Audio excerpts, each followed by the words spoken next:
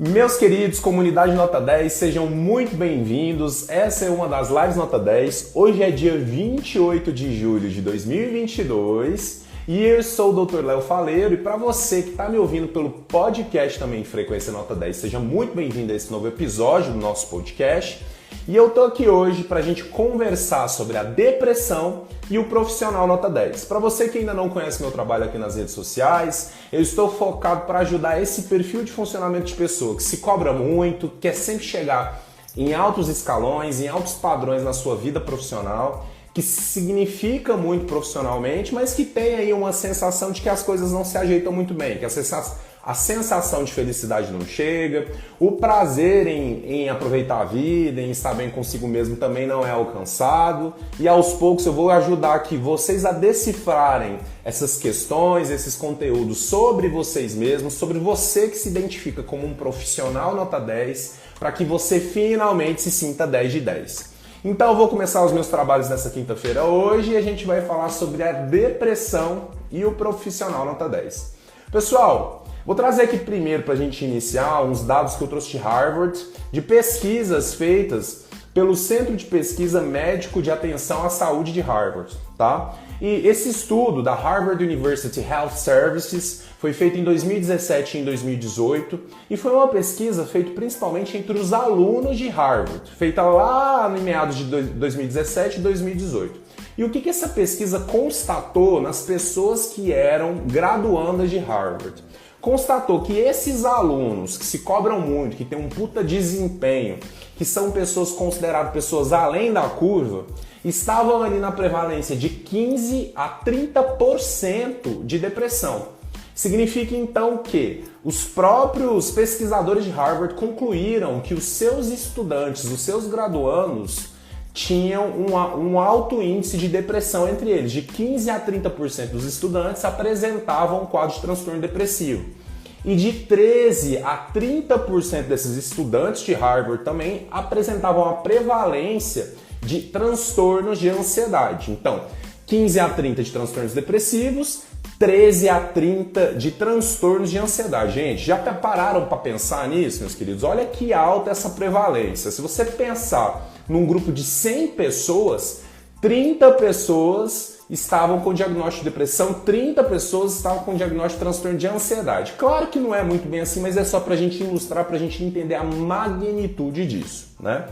A depressão, pessoal, para você que não sabe, o transtorno depressivo, como ele é formalmente chamado, ele é o transtorno mental mais frequente do mundo. É o transtorno mental psiquiátrico em que é feito o maior número de diagnósticos em todo o mundo. Estima-se aí, atualmente, que 350 milhões de pessoas sofrem no mundo com depressão.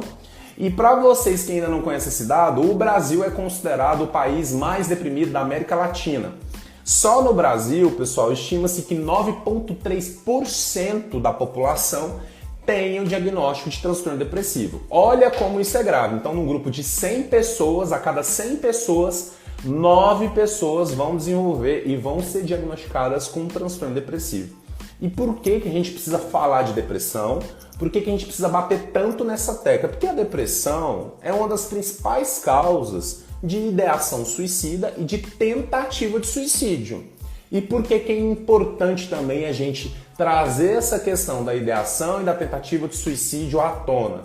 Porque a ideação suicida que leva às tentativas de suicídio aí, né, e gera, né, essa causa de morte, é a segunda maior causa de morte entre jovens de 15 a 29 anos. Então, nós temos que quebrar esses tabus, começar a falar desses assuntos mais difíceis, um pouco mais complicados mesmo, mas são assuntos de interesse da saúde pública e esse conhecimento, essas noções de uma forma mais clara, mais específica, podem ajudar tanto você quanto alguém que pode estar passando por isso a entender, a se entender melhor aí e se proteger dessa causa de morte que é tão frequente. E o que é depressão, meus queridos? Depressão é uma doença crônica. É uma doença em que uma vez que você teve o diagnóstico, a gente não considera que há cura. A gente considera que há remissão.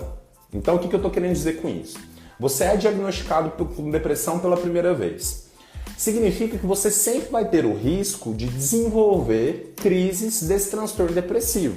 Você vai se tratar, você vai ficar estabilizado, mas você sempre vai ter um risco aumentado de ter novas crises desse transtorno depressivo, novos episódios depressivos.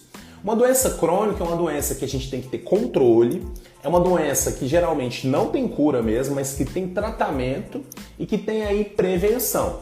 Então, se você foi diagnosticado com depressão, já fez um bom tratamento e remitiu o seu quadro, significa que necessariamente você vai ter outro episódio depressivo? Não, não significa isso. Mas significa que você tem um risco aumentado de desenvolver um novo episódio depressivo. A depressão é um diagnóstico, pessoal, é uma doença que ela interfere diretamente no humor. O humor é a forma com que nós nos sentimos no nosso dia a dia. O humor é o nosso pano de fundo emocional. Então, a depressão, ela gera primariamente um adoecimento na forma como nós nos sentimos. E essa é a principal característica dessa doença.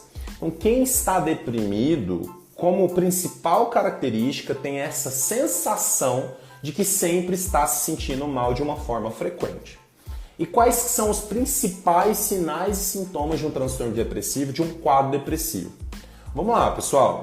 Primeiramente, humor deprimido, que é essa tristeza mais arrastada, mais puxada, essa sensação de que as coisas não estão bem diariamente, de você, às vezes, estar se divertindo, estar em lugares legais, estar com pessoas que você gosta, e você não conseguir sentir emoções positivas diante daqueles estímulos. Então, percebe que eu comecei falando aqui, não é um adoecimento crônico do humor. Então, quem está num quadro depressivo, num episódio depressivo, essa pessoa não consegue modular o humor de acordo com os estímulos que a realidade está dando.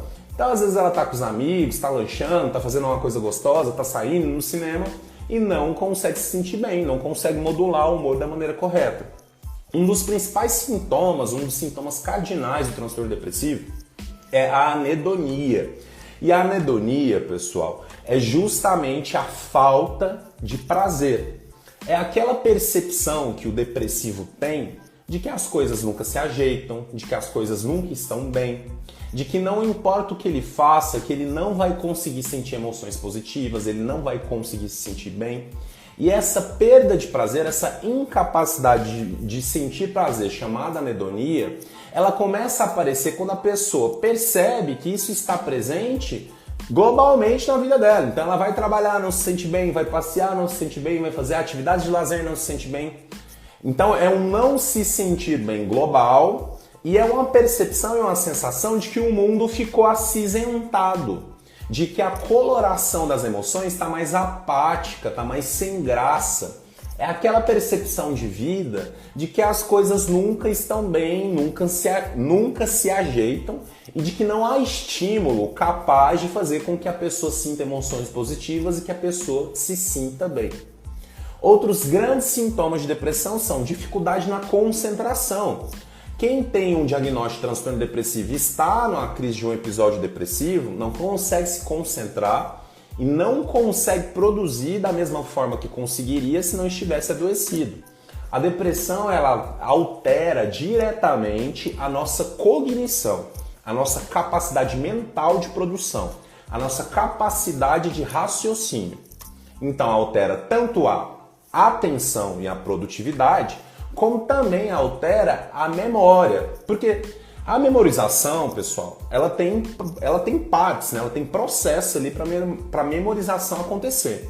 E para uma memorização adequada acontecer, nós precisamos primeiro conseguir nos concentrar, conseguir nos focar naquilo que a gente deseja memorizar, para depois a gente conseguir armazenar essa informação de uma forma mais eficiente, de uma forma mais eficaz. Então, altera a cognição, a atenção e a memória. Além disso, um dos principais sintomas também de depressão é alterações no sono. As principais alterações do sono que se relacionam ao transtorno depressivo é o que a gente chama de insônia terminal.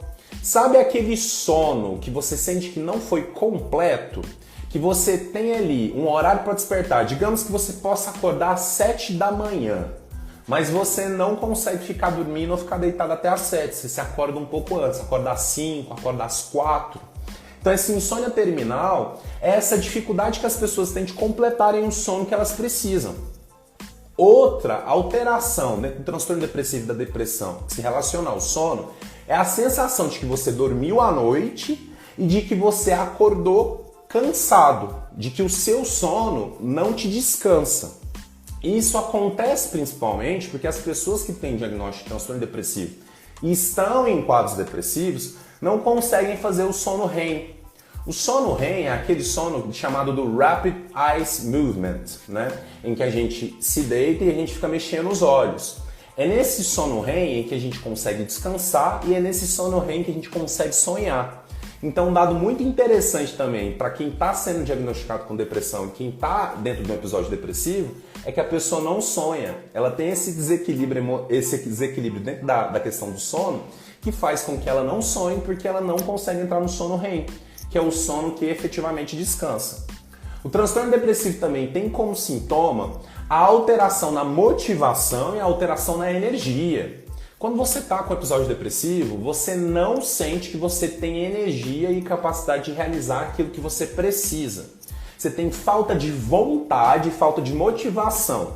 Você sabe que você tem que estudar para uma prova importante, que você tem que se levantar para trabalhar, que às vezes você tem que ir ao mercado ou fazer uma faxina na sua casa, mas você sente que aquela vontade orgânica, saudável, natural que nós temos de fazer coisas que precisamos, você não tem.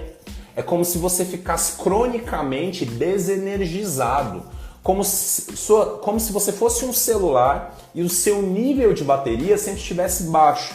Quem tem transtorno depressivo parece que vive ali no modo de economia de energia, não consegue desenvolver as atividades durante o dia, não consegue nem ter energia e nem ter motivação para isso. Quem tem transtorno depressivo e está no episódio depressivo um pouco mais acentuado também, pessoal, tem alterações no apetite.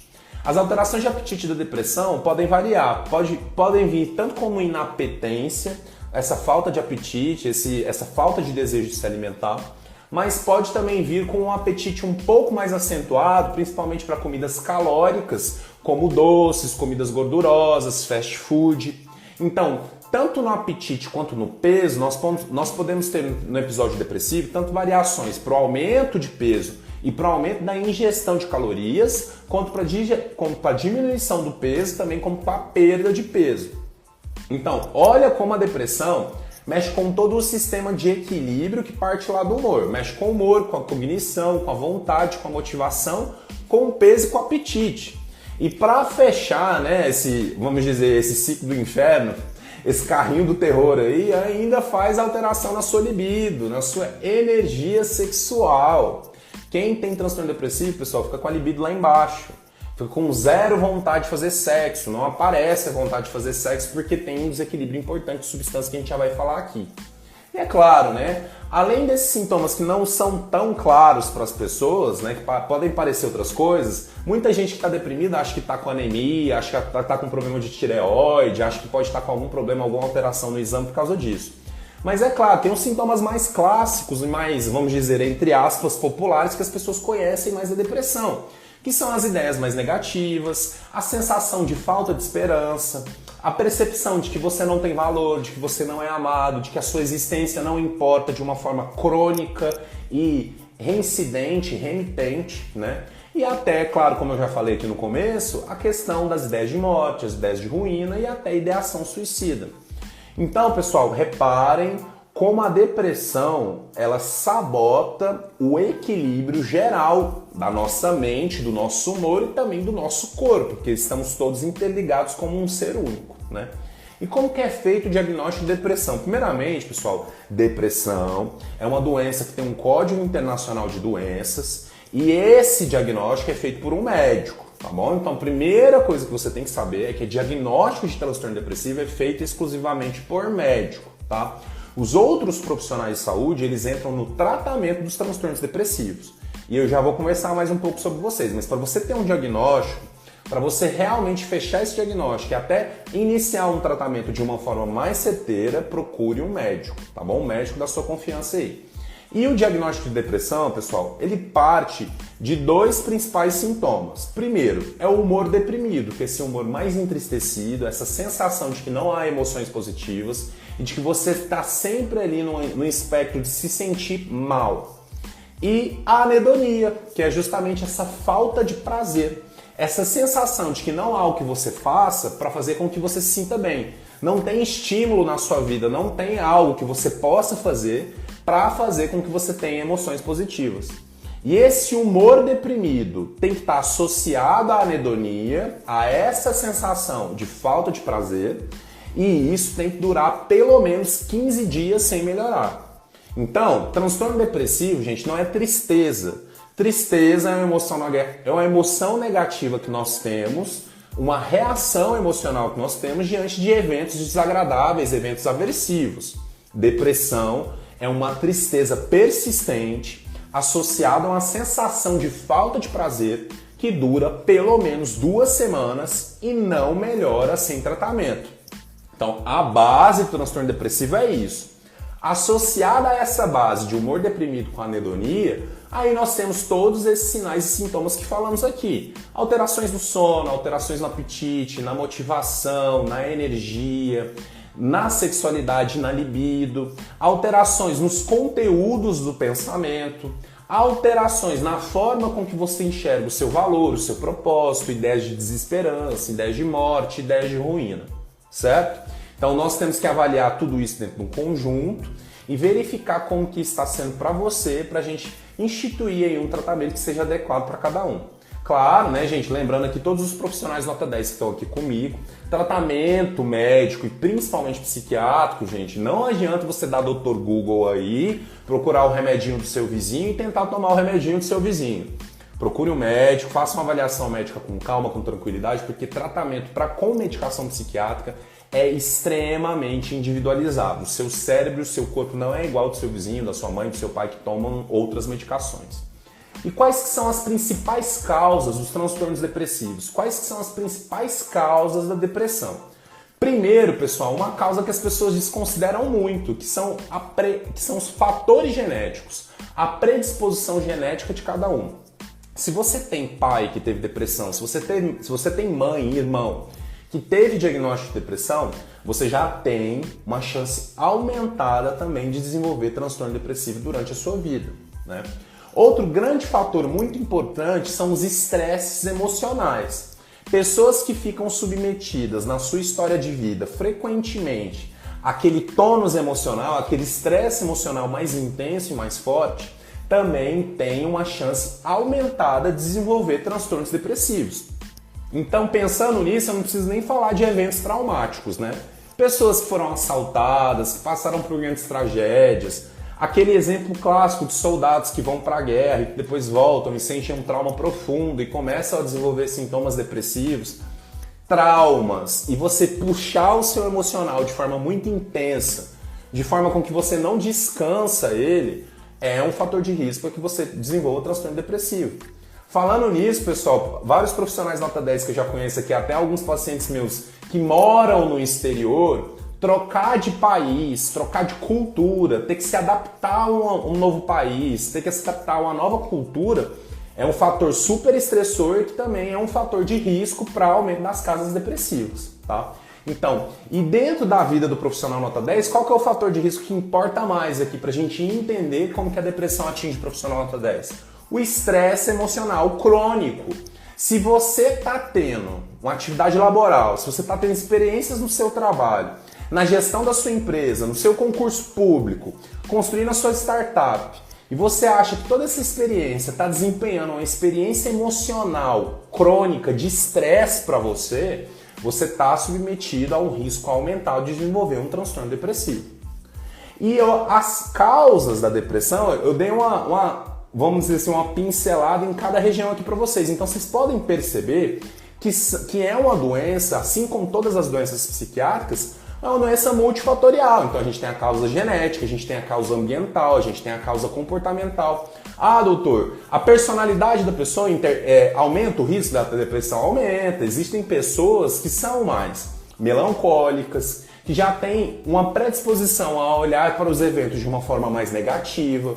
que vem de uma história de vida com vários traumas emocionais, histórias mais pesadas. Então essas pessoas têm um risco aumentado também de desenvolver depressão.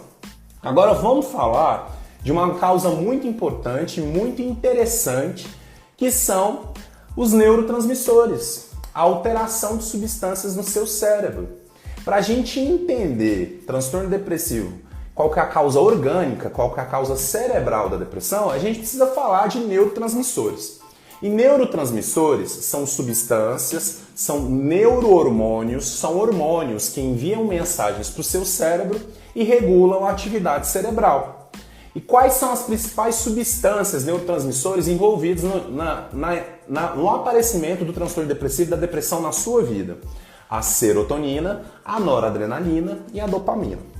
Na depressão, pessoal, geralmente a serotonina e a dopamina estão baixas e a noradrenalina está alta. Então, a serotonina e a dopamina estão baixas e a noradrenalina está alta. A noradrenalina é um hormônio liberado lá na suprarrenal por um comando do hipotálamo e da hipófise e é um hormônio relacionado ao estresse, a sensação de estresse. Várias pesquisas em relação a transtornos depressivos e a depressão já demonstram que antes da pessoa abrir um quadro depressivo, ela vem já há algum tempo aumentando a liberação de noradrenalina no corpo. A noradrenalina é um hormônio que prepara o nosso corpo para fugir, para correr, para ficar alerta.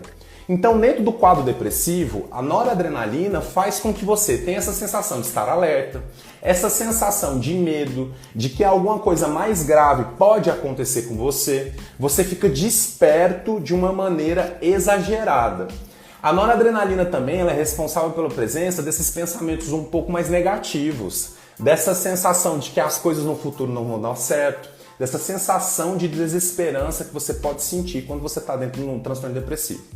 Já a serotonina, pessoal, serotonina é um neurohormônio produzido principalmente no nosso intestino, pelo sistema nervoso entérico, e a serotonina ela é responsável por uma gama de fatores dentro do nosso equilíbrio corporal. A serotonina é responsável pela forma com que a gente se sente, pelo nosso humor, ela é responsável pela nossa cognição, pela nossa capacidade de raciocinar, pela nossa capacidade também de se sentir amados, de sentir amor, de sentir que temos valor, de sentir que as pessoas gostam da gente e que a gente pode desenvolver amor pelas pessoas também, né?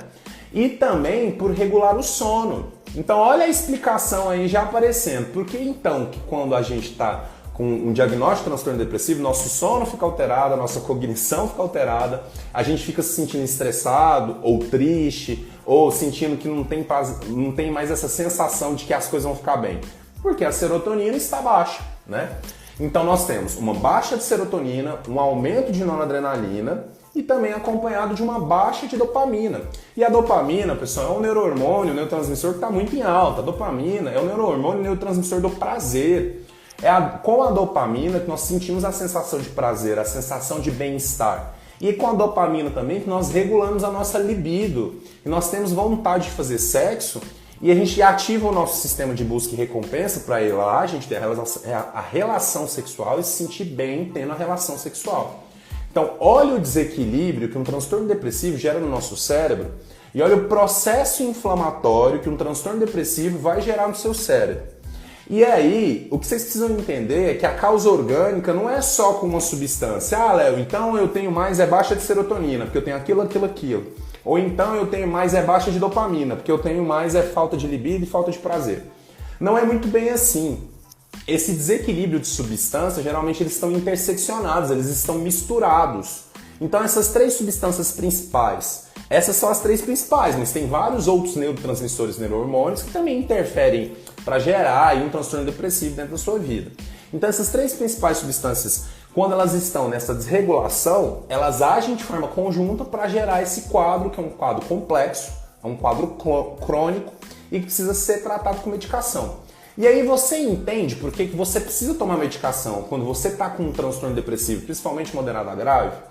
Porque os seus antidepressivos naturais, que são a serotonina, a dopamina principalmente, né? E a noradrenalina baixa, esses antidepressivos naturais, eles não estão equilibrados dentro do seu cérebro. E o que a gente precisa fazer é gerar esse novo equilíbrio dessas substâncias dentro da sua cabeça com a ingestão do antidepressivo farmacológico, o antidepressivo que vem ali de uma origem externa, né? De uma origem sintética. Então não adianta, pessoal, se você tem diagnóstico de depressão, de transtorno depressivo, é muito provável que você vai precisar fazer tratamento farmacológico.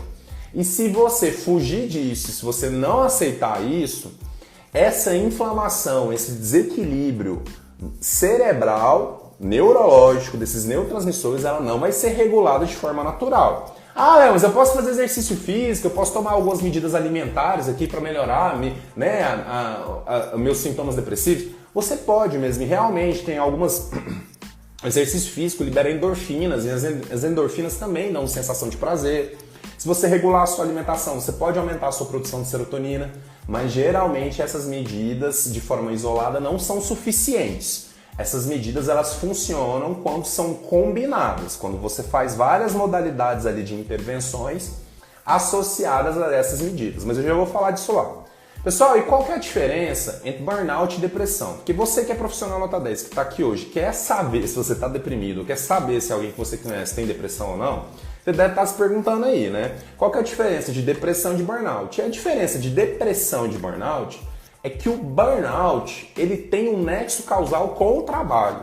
Então, o burnout ele gera sintomas depressivos, mas são sintomas depressivos que têm origem no trabalho. Geralmente quem tem diagnóstico de burnout é diferente de quem tem diagnóstico de depressão.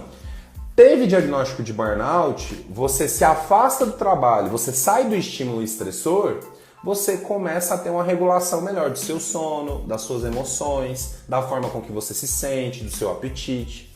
Agora, quem tem transtorno depressivo, não importa se está no trabalho ou se não está, a pessoa ela vai se sentir mal globalmente, ela vai ter a sensação de falta de prazer globalmente.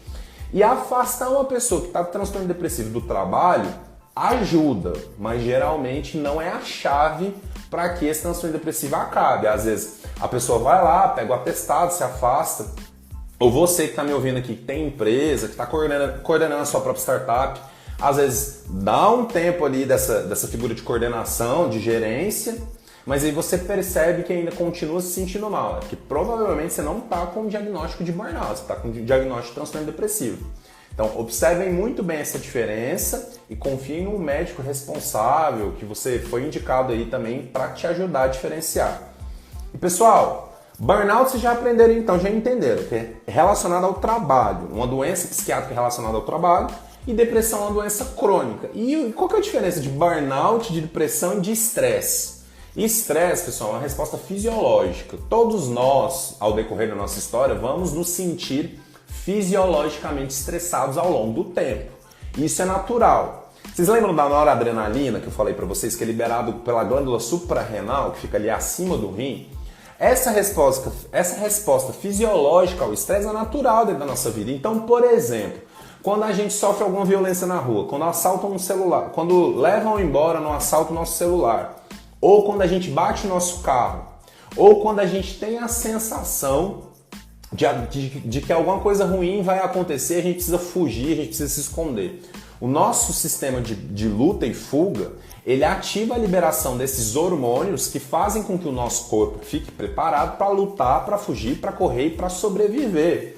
Isso faz parte de uma resposta que vem dos nossos ancestrais, uma resposta que já está no nosso código genético, que fez com que o ser humano chegasse até aqui, né? Então, os homens das cavernas, os nossos ancestrais, eles só sobreviveram porque nós tínhamos uma resposta estressora dentro do nosso organismo. Nós tínhamos hormônios, nós desenvolvemos esse mecanismo adaptativo para que liberem-se hormônios dentro do nosso corpo, para que a gente lute, para que a gente fuja, para que a gente sobreviva. E qual que é a questão do estresse do homem moderno? Ninguém que está vivendo na cidade, ninguém que está trabalhando em escritório, ninguém que é funcionário público, que é médico, que é advogado, que é dono de startup, que é CEO de uma empresa grande aqui em São Paulo, pessoal, está precisando fugir para viver. Ninguém está correndo o risco de ser comido por dinossauro. Ninguém tem que caçar javali no meio da cidade. Nós não precisamos utilizar o sistema fisiológico de estresse da forma com que nós sempre utilizamos. Só que o nosso corpo não sabe disso. Então, se você está com um chefe que te estressa, ou se os eventos da sua empresa não estão dando certo, você não está ganhando aí o tanto que você queria, você está ganhando só 1 milhão, né, e queria ganhar 3 milhões, e aí você se estressa com isso, claro que eu estou brincando, né, gente, mas pode ser um motivo de estresse também. Se você acha que você não está chegando onde você quer, você começa a ficar muito preocupado, muito ansioso e começa a se sentir estressado com essa história. O seu corpo está liberando noradrenalina e está liberando um hormônio chamado cortisol também, que é um hormônio do estresse, que fica fazendo com que o seu coração bata rápido, com que você fique sempre atento, preparado, faz com que você às vezes acorde de madrugada, porque a reação fisiológica do estresse dá essa sensação de que você precisa ficar sempre pronto para fugir, pronto para correr. E vocês percebem como isso vai desequilibrando o nosso corpo, o nosso organismo e a forma com que a gente se sente, porque a gente não está precisando usar a luta e fuga constantemente dentro da cidade, né, gente? Então prestem bastante atenção. E o estresse, então, é uma resposta natural do nosso corpo e ele nos torna doentes, ele fica ruim para a gente quando ele começa a acontecer de uma forma frequente e quando essa alta da noradrenalina, juntamente com essa alta do cortisol, começa a contribuir com outros desequilíbrios de substâncias no nosso cérebro e gerar quadros depressivos. Então, estresse é a resposta fisiológica, transtorno depressivo é uma doença crônica e burnout é uma doença psiquiátrica gerada pelo trabalho em si. Então, não confundam mais. Outra coisa também que vocês têm que saber é que depressão e ansiedade, elas no cérebro e nesse sistema de substâncias, elas têm uma origem muito comum. Então já é muito discutido que depressão e ansiedade, os transtornos depressivos e os transtornos ansiosos, num futuro muito breve, eles vão ser considerados praticamente a mesma doença. Porque repara, gente, muita gente que tem transtorno depressivo tem muito sintoma de ansiedade. Lembra que eu falei para vocês? Porque tem esse sistema de luta e fuga. E muita gente que está ansiosa vai liberando muita noradrenalina, muito cortisol dentro desse sistema de luta e fuga e começa a ficar deprimido. Então, eles são totalmente interligados. Então, depressão e ansiedade, pessoal, estão muito interseccionados uma coisa na outra, tá? Quem tem transtornos ansiosos pode começar a se sentir mais deprimido e vice-versa também. Agora vamos falar então da depressão profissional nota 10, pessoal. E eu vou dizer aqui para vocês quais são os sintomas depressivos que eu mais identifico quando o profissional nota 10 chega com transtorno depressivo no meu consultório. Então, de novo, para você que ainda está conhecendo meu trabalho, vocês que estão aqui no Frequência Nota 10 no podcast ouvindo sobre o profissional nota 10, profissional nota 10 é um perfil de paciente com o qual eu gosto muito de trabalhar, porque eu também sou profissional nota 10, que se cobra demais, que sempre acha que tem que chegar em cargos mais altos, fazer provas difíceis, que se codifica de uma forma que ele mira sempre no perfeccionismo, ele se valoriza só quando só quando ele alcança objetivos muito difíceis, quando ele tem a sensação de que ele sempre está subindo na carreira, está subindo na profissão. Só que a questão do profissional nota 10 é que ele sempre se sente menos do que ele não sente valor naquilo que ele faz, ele acha que aquilo que ele faz é insuficiente, ele tem um sistema de cobranças psicológicas, um sistema psicológico de cobranças muito intenso, muito frequente e que gera sofrimento no dia a dia. Ele tem a sensação de que ele não consegue aproveitar aquilo que ele conquistou, de que quando ele chega nos seus objetivos, ele olha para aquilo, ele não se sente bem, não sente prazer naquilo, ele sempre está atrás do próximo passo, do próximo objetivo, do next big thing. E o profissional nota 10 é um profissional que sempre está sendo acometido por transtornos depressivos e transtornos ansiosos por esse funcionamento. Então, os profissionais nota 10 que chegam com sinais e sintomas de transtorno depressivo chegam principalmente porque eles não conseguem produzir o quanto eles queriam produzir. Galera, você que se identifica com a figura do profissional nota 10, você tem essa percepção. Você está aí como autônomo, prestando seus serviços, montando a sua empresa. Às vezes quando alguém cancela uma agenda, ou às vezes quando você percebe que você não está trabalhando a quantidade de horas que você queria, porque houve alguns imprevistos, você se sente mal. Você começa a cobrar que você deveria estar produzindo mais, você deveria estar mais concentrado, você deveria estar fazendo mais coisas. E quando o episódio depressivo começa no profissional nota 10, ele não consegue se fixar e se concentrar naquilo que ele está fazendo. Ele procrastina, ele não sente que ele rendeu aquilo que ele deveria render. Então, acontece a dificuldade cognitiva da baixa de serotonina e o profissional nota 10 começa a se cobrar mais ainda. Outro sintoma depressivo muito comum no profissional nota 10 também é a insônia. Vocês que estão aí, que são concursados, que têm chefes que cobram muito, que têm empregos difíceis, que querem chegar em lugares grandiosos aí dentro da sua carreira, dentro da sua empresa, vocês provavelmente têm dificuldades no sono, se acordam durante a noite, têm dificuldade para pegar no sono, se sentem estressados no meio da madrugada por essa liberação de cortisol excessiva. Ou por vezes eu vejo que os profissionais nota 10 que eu atendo também sempre me trazem a sensação de que dormem, mas sentem que não descansam, que não dormem o suficiente, né? O profissional nota 10 deprimido também, ele começa a perceber que ao ir trabalhar ou que a desempenhar atividades de trabalho, ele sempre está com falta de energia, ele sempre está com falta de vontade. Ele senta para escrever algo, para produzir algo, para fazer a agenda dele, para fazer a contabilidade dele, e ele não tem energia, ele não tem vontade de fazer aquilo que ele precisa, aquilo que ele quer. Então presta atenção, você que está me ouvindo aí, você que é profissional nota 10, está sentindo esses sintomas, talvez você pode ter um diagnóstico de transtorno depressivo, né? E por que o profissional nota 10 ele apresenta esses sintomas e por que o profissional nota 10 deprime tanto? Primeiro, gente, o profissional nota 10 ele tem um sentimento crônico de que ele é pior do que ele realmente é. Então pensa, você sempre está aí se sentindo menos, sempre está aí se sentindo inferiorizado de alguma forma. Você sempre está achando que você precisa ser mais e que o que você é não é suficiente. Você constrói uma imagem distorcida de você mesmo. Você acha que você sempre vai estar se sentindo bem ou mal com esse tipo de pensamento. É muito provavelmente você sempre vai estar entrando em contato com emoções mais negativas. E esse contato mais frequente com emoções mais negativas devido às suas próprias cobranças vão gerando uma situação de estresse crônico emocional que vão gerando desequilíbrios dentro do seu cérebro. Então, olha como essa sensação de ser pior do que é pode contribuir para que você tenha um episódio depressivo, um transtorno depressivo. Outra causa também do profissional de transtorno depressivo dos profissionais nota 10 são as feridas emocionais não tratadas. Para quem está me acompanhando aqui já sabe que o profissional nota 10 ele tem principalmente ferida de rejeição. Ferida de rejeição é exatamente isso. Você tem ali na sua história algum acontecimento, algum fator em que você não se sentiu aceito, em que você não sentiu que você era suficiente, que você ficou se sentindo errado, se sentindo descartado. E quando você não trata essa ferida de rejeição, por exemplo, isso aos poucos vai se repetindo na sua história, você percebe que vão acontecendo fatos que engatilham esse sentimento de rejeição dentro de você, e essa sensação de que você é ruim, de que você não tem valor, de que você é rejeitado, de que você não é igual às pessoas, de que você não tem um bom desempenho, também vai gerando um estresse crônico emocional dentro de você. E é claro, isso pode desencadear um transtorno depressivo dentro da vida do profissional nota 10, né?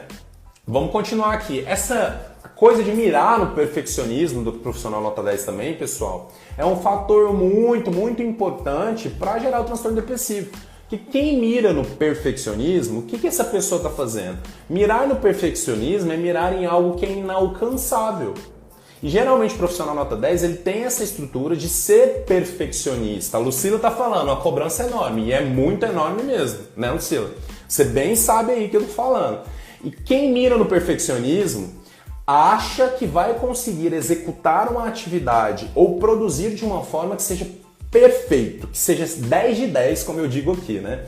E nunca vai alcançar. Gente, o perfeito, ele não existe. É uma fantasia, é uma neurose que nós temos, que nós criamos e que a gente acha que a gente vai alcançar. E você viver uma vida tentando fazer algo perfeito e percebendo que você nunca faz perfeito, porque a perfeição é inalcançável, gera uma frustração e gera um estresse crônico emocional. Então olha o profissional nota 10 se sentindo deprimido e entristecido, porque ele olha para os objetivos que ele quer realizar ou que ele já realizou e ele fala, cara, mas eu não fiz perfeito, não saiu da forma como que eu queria. É uma insatisfação, uma sensação de frustração constante que às vezes nem é tão clara, mas acontece. E quem mira no perfeccionismo, pessoal, como a Lucila está se identificando muito bem aqui também, é rígido. Quem mira no perfeccionismo não consegue fazer 90%, 80%, não consegue ser 8, 9, sempre quer ser 10. Quem mira no perfeccionismo é rígido e esse funcionamento rígido faz com que você fique sempre debaixo de uma regra, debaixo de uma lei. debaixo de um sistema de cobrança muito pesado contra você. E essa rigidez, essa incapacitação de negociar, essa incapacitação de falar, não, olha, eu não fiz 10, mas eu fiz 9, tá tudo bem. Essa incapacidade também te leva para a frustração e te leva para contatos constantes com emoções negativas que fazem com que você tenha esse desequilíbrio e possa ter um transtorno depressivo também. Um fator muito importante no profissional nota 10 também nesse perfil de funcionamento, pessoal, é a sensação de falta de felicidade. E você sabe por que o profissional nota 10 tem uma sensação de falta de felicidade? Porque ele acha que ele só vai ser feliz, que ele só vai se sentir 10 de 10 quando ele tiver sucesso.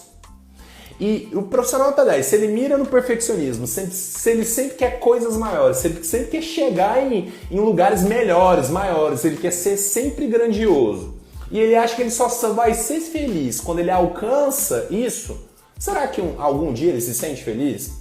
Ele não se sente 10 de 10, porque ele tem a fantasia de que se sentir 10 de 10 está lá no final da linha, está lá na reta final, só que ele coloca essa reta final com uma cobrança, com a rigidez, com o perfeccionismo, com uma fantasia tão grande que ele nunca chega e a sensação de que ele nunca chega fica aí reverberando dentro dele, vocês estão entendendo?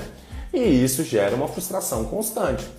Outra característica do profissional nota 10 também é querer ser maior, é querer ser destaque, é querer ser o melhor, o cara mais brilhante, o cara que supera todos os desafios, mas ele quer isso rápido. E ele quer que isso aconteça de uma hora para outra e ele não mede esforços para fazer com que isso aconteça de uma forma muito rápida. Então, por exemplo, eu tenho pacientes aqui que são empresários, donos de startup. O que eu percebo desse perfil de funcionamento de paciente é que a pessoa ela percebe o seguinte, olha, eu quero um planejamento de fazer tal coisa. Aí a pessoa percebe, não, eu posso fazer essa tal coisa em 3 anos, né? Então vou me planejar aqui para fazer em 3 anos. Vou me planejar para fazer em 3 anos com saúde, vou dormir, vou descansar, vou ter final de semana, vou ficar com a minha família. Não. O profissional nota 10 ele fala, eu tenho um planejamento para concluir em 3 anos, então eu quero chegar em 1 ano. Para eu chegar em 1 ano, eu vou ter que acelerar o meu processo, vou ter que acelerar a forma com que eu trabalho. Então, se para chegar em 3 anos eu trabalharia 8 horas por dia, 5 dias por semana, então o que eu vou fazer? Para chegar em 1 ano, eu vou trabalhar 12 horas por dia durante 7 dias por semana. Aí eu acelero o processo, chego mais rápido e me sinto mais satisfeito com o meu objetivo. E é aí onde, né, pessoal, desculpa o palavrão aqui, a merda acontece. Porque a pessoa, ela coloca desafios muito difíceis, se sacrifica muito, coloca patamares muito elevados para se sentir bem-sucedida e faz isso de uma forma muito perfeccionista e ainda tenta acelerar o processo. A pessoa adoece, ela não consegue. Esse acelerar o processo faz com que comece a ter essa sensação de estresse, essa sensação de que tem que fazer rápido, essa sensação que tem que fugir, que tem que lutar, que tem que correr logo para pegar aquilo que quer logo. E isso começa também a desempenhar um papel muito importante dentro da sensação de estresse crônico.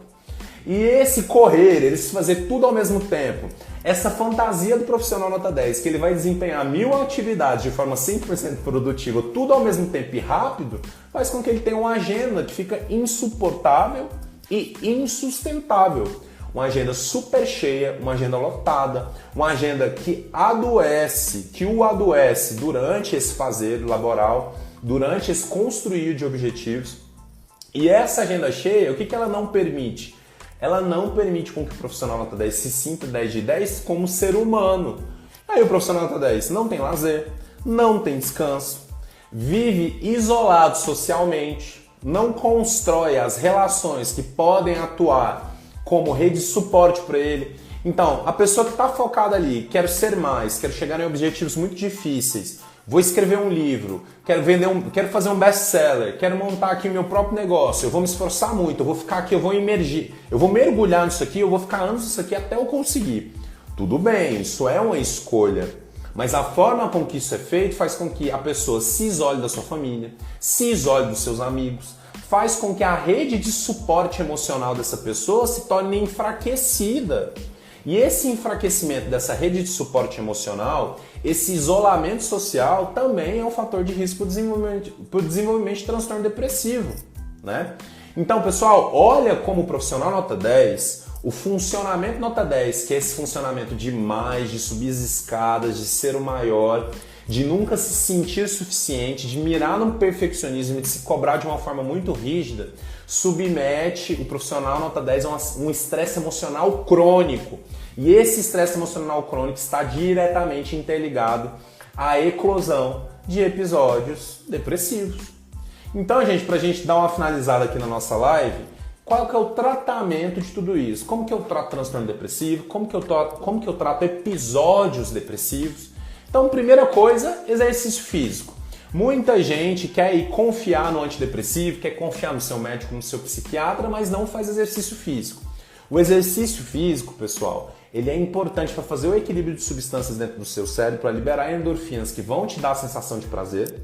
E também o exercício físico é uma forma de você começar a estimular o seu cérebro a produção de dopamina e de você também começar a ter mais contato com o seu sistema dopaminérgico. O exercício físico, então, ele é um dos pilares do tratamento da depressão e você não pode abrir mão disso. Léo, como que eu sei então que eu estou fazendo exercício físico o suficiente? Quando você sai de sedentarismo. Para você deixar de ser sedentário, eu vou pegar mais pesado que vocês. Vocês têm que estar fazendo exercício pelo menos 4 vezes por semana, tá? Então, exercício físico pelo menos 4 vezes por semana, a gente está garantindo aí que você não é sedentário.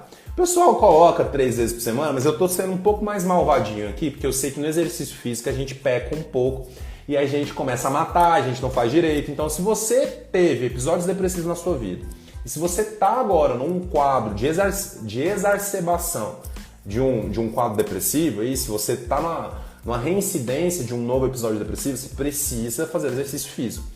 E qual que é o grande lance do exercício físico para quem tem depressão, gente? A depressão, ela altera a volição, a vontade. A gente não tem energia, a gente não tem motivação quando a gente está deprimido. Então a gente não pode esperar a vontade de fazer exercício vir para a gente fazer exercício.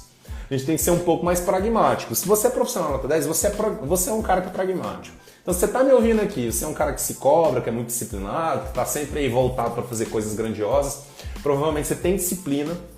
E é importante que você desenvolva essa disciplina também para fazer exercício, mesmo não tendo vontade e mesmo não querendo fazer o exercício. Outro pilar também de tratamento da depressão é a alimentação saudável. Gente, a serotonina é produzida principalmente no intestino. O intestino é o nosso segundo cérebro. E a serotonina que regula o seu humor, regula o seu sono, a sensação de que você é amado, que regula a sua cognição, seus pensamentos, sua capacidade de se concentrar, ela vem de onde? Do intestino e precisa ser construída através da sua alimentação. A substância que constrói a base para a serotonina é o triptofano. E o triptofano está onde? Na nossa alimentação, na comida que a gente põe na boca. Então, exemplo aí de 3 alimentos que tem bastante triptofano. O frango, que é um alimento muito acessível, vocês podem procurar triptofano no frango. O queijo, os queijos geralmente também tem triptofano. E a banana.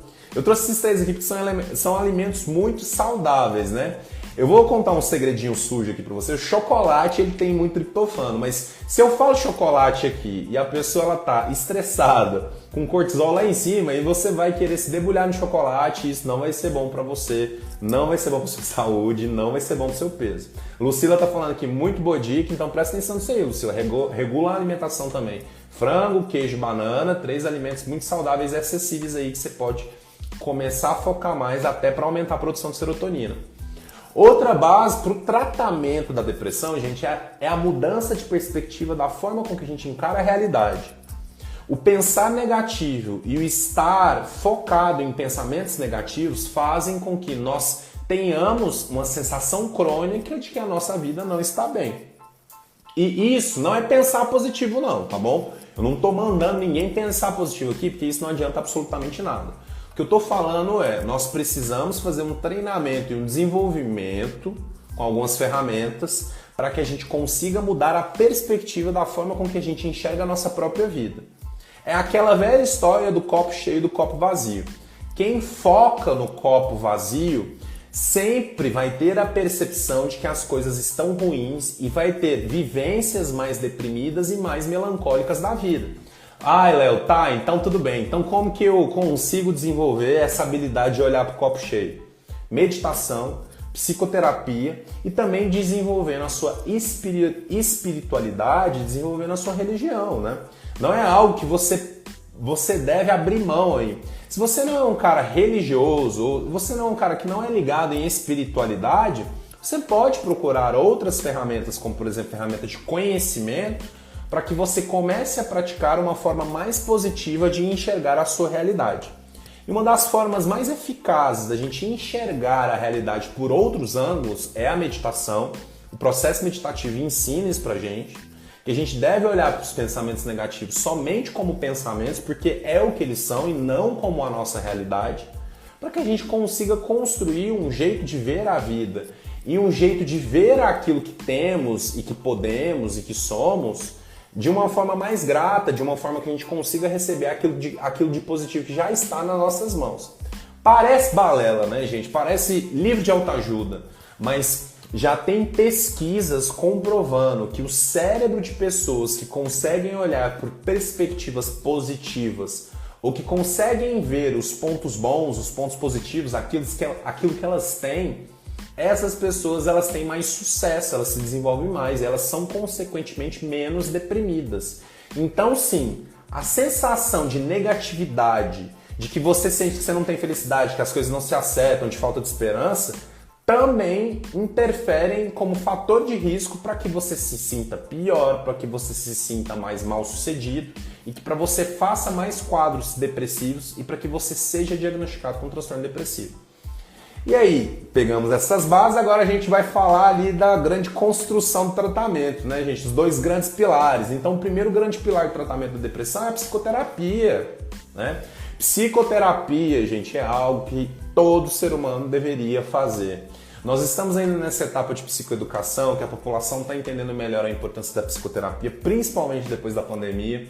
Mas a psicoterapia é uma das ferramentas que nós podemos utilizar para a gente se entender a nossa história e começar a nos enxergar de forma mais detalhada para que a gente construa ferramentas e formas e estratégias de lidar com a vida, com os problemas, com as pessoas, para que a gente possa melhorar e se autotransformar. Ah, Léo, muita gente me fala, mas eu já fiz terapia 5, 6 anos, eu falo, eu já sei dos meus problemas, mas eu não consigo mudar. Gente, terapia, ela é um processo, e é um processo que às vezes envolve autoconhecimento e autotransformação.